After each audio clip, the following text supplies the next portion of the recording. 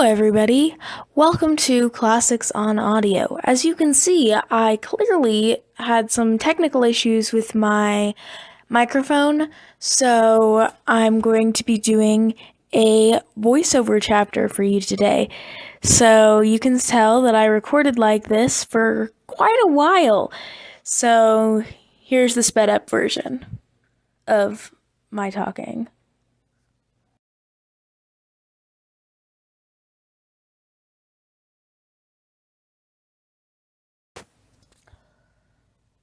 Douglas Starr lived for 2 more weeks. They were beautiful weeks, beautiful and not sad. And one night he went past the curtain, so quietly that Emily did not know he was gone until she felt the strange stillness of the room, where there was no breathing but her own. Emily cried all night, but when morning came, her tears were done. She was quiet and pale. Mrs. Hubbard is fixing a black dress for you. It'll be ready by supper time, Ellen said. Your ma's people sent a telegram, and they'll be here tonight. Have you been in to see the body? Don't call him that, Emily winced. Why not? He makes a better-looking corpse than I thought he would. He was always a pretty man, though too thin. Ellen Greeny, said Emily suddenly, if you say any more of those things about Father, I will put the black curse on you. Ellen Greeny started. There's no way to talk to me after all I've done for you. You'd better not let the Murrays hear you talking like that. The black curse indeed. Emily's eyes smarted. She did feel lonely now, with her father gone, but she was not sorry for what she had said and would not pretend she was. Come and help me wash the dishes, ordered Ellen. If your Aunt Ruth takes you, she'll soon cure you of black curses and such. Is Aunt Ruth going to take me? She ought to. She's a widow with no chick or child, and well-to-do. I don't think I want Aunt Ruth to take me, Emily decided. It won't be your choice. You'd better be thankful for your home. You're not important. I am important to myself, cried Emily proudly. It'll be some chore to bring you up, muttered Ellen. I think your Aunt Ruth is the one to do it. She's the neatest housekeeper on the Prince Edward Island.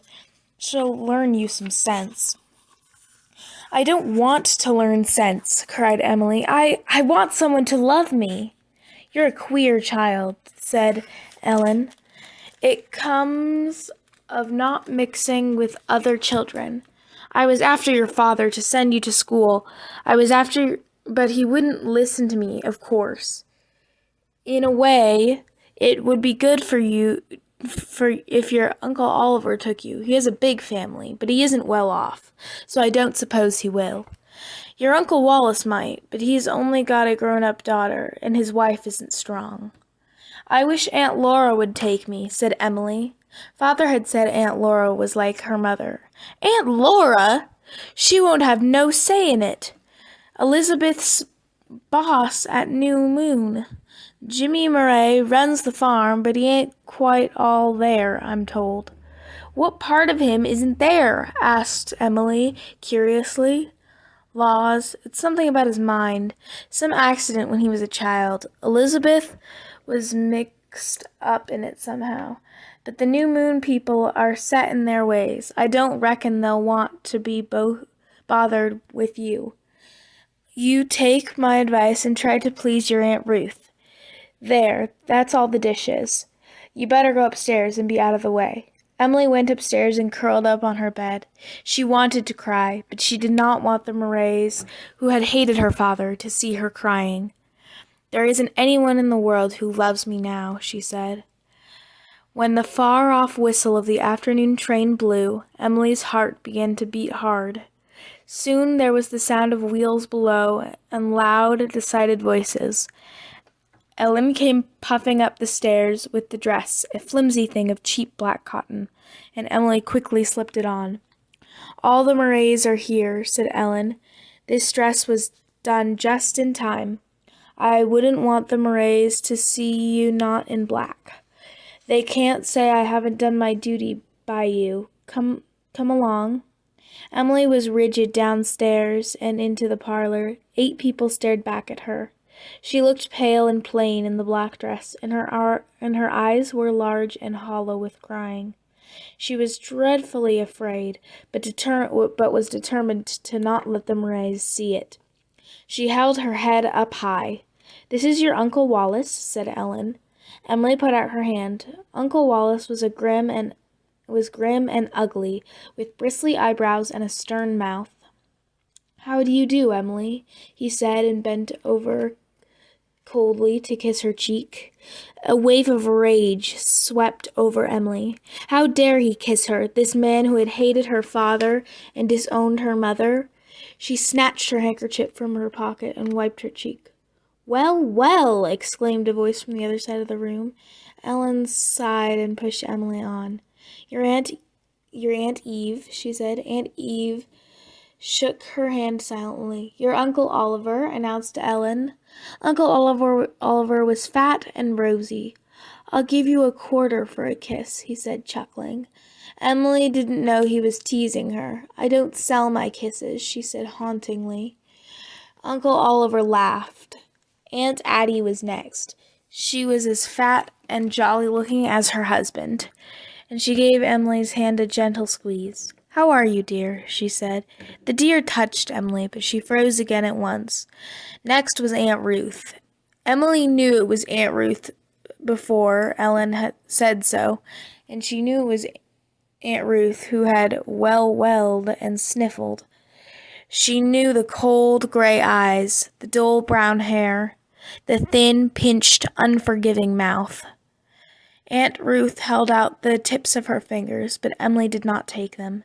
"Shake hands," hissed Ellen. "She does not want to shake hands with me," said Emily, "and I am not going to." "You are a rude child," said Aunt Ruth. "Just as I expected." Emily felt guilty. Had she let her father down? Perhaps she should have shaken hands with Aunt Ruth, but Ellen had jerked her on. "Your cousin James Murray," she said. "Cousin Jimmy," he smiled. Emily looked steadily at him and liked him at once. He had a rosy, elfish face with a forked gray beard. His hair was an un-Murray-like mop of brown curls, and his big brown eyes were kind as a child's. He gave Emily a hearty handshake. "Hello, kitten," he said.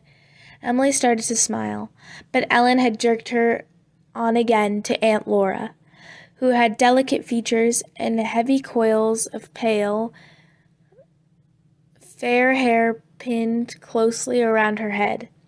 "Juliet's smile," she said, and again Aunt Ruth sniffled. "You poor, dear child," she said, and put her arms around Emily. Emily returned the hug, but she almost let the Murrays see her cry. But Ellen pushed her on. "And this is your Aunt Elizabeth." Aunt Elizabeth wore a stiff, rich black satin dress. She was tall and thin, with a crown of iron gray hair under her black lace cap, but her eyes were cold as Aunt Ruth's. Emily would have liked to please Aunt Elizabeth, who was boss at New Moon, but she felt she could not do it. Aunt Elizabeth shook hands and said nothing. Aunt Elizabeth did not know what to say. She did not want Emily to snub her as she had Wallace and Ruth. "Go sit on the sofa," ordered Ellen, retreating to the kitchen. Emily sat. She folded her hands politely and crossed her ankles. She longed to be somewhere else. In the back of her mind, however, she was already writing about this meeting in her old yellow book. She described them all. Aunt Ruth's eyes, for instance, were stone gray, as hard and cold as rock. Aunt Laura's eyes, wells of blue. The very thing! And then the flash came. It was the first time after the horrible night when Ellen had met her on the doorstep. Emily had been sure it would never come again, and it had come. Emily lifted her head. Yes, she would write about them, from sweet Aunt Laura to grim Uncle Wallace and nasty Aunt Ruth. She's a delicate-looking child, said Aunt Eve suddenly. She's not a Murray, said Aunt Elizabeth approvingly. She's not a star either, said Uncle Oliver. More like the Byards, I'd say. She's got her grandmother's hair and eyes. She's got her father's forehead, said Aunt Eve, also approvingly. You're talking about me as if I wasn't here, Emily protested. The Murrays stared at her. When I was a girl, said Aunt Ruth, I never spoke until I was spoken to. If no one spoke until they were spoken to, nobody would ever say anything at all, argued Emily. I never answered back, Aunt Ruth went on grimly. In my day, little girls were polite and respectful to their elders. I don't think you had much fun, said Emily, and bit her lip. She had not meant to say it out loud. Aunt Ruth looked as if she wanted to box Emily's ears. Fun, she echoed. I didn't think of having fun when I was a little girl. Luckily, Ellen Greeny came in just then. Supper's ready, she said. You'll have to wait, she told Emily. There's no room for you at the table. Thank goodness, Emily told herself. She could not eat a bite in front of the Murrays. Now she was alone, her pride left her.